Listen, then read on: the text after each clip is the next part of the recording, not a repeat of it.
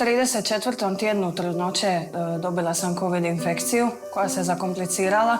Zaprimljena sam na COVID odjel, primala sam kisik. Malena Glorija rođena je uz pomoć carskog reza. Tu je počela teško disati, stavljena je u prenosni inkubator, prevezena preko cijelog kruga bolnice na rentgen pluća.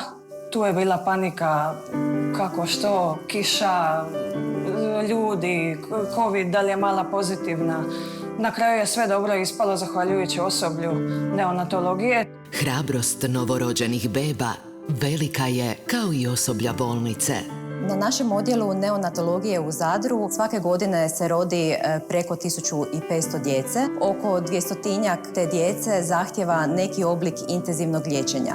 Mobilni rentgen u Zadarskoj bolnici smanjio bi neizvjesnost svim budućim pacijentima. Omogućit ćete nam bržu i jednostavniju dijagnostiku što će pridonijeti uspješnijem liječenju naših pacijenata. Budimo veliki i pomozimo najmanjima među nama. Molim vas, nazovite na broj 060 9007. Hvala vam od srca.